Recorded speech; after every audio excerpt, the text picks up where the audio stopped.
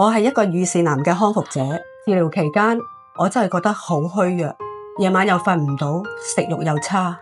嗰陣時我行幾步路我都覺得好攰，心情真係跌到落谷底。我同我自己講，係咪真係冇晒希望？乳腺癌患者一經確診，需以西醫同埋中醫商討下手術前、手術後點樣去治療，呢個對患者康復係非常之重要嘅。我喺度諗緊，我可以點樣叫自己重新起返身？咁我諗起我之前已經認識張醫師，咁就第一時間揾佢嚟幫手啦。張醫師咧為我設計咗一套度身訂造嘅方案，每一次療程佢都會因應我嘅情況而有所調整。張醫師真係好細心啊！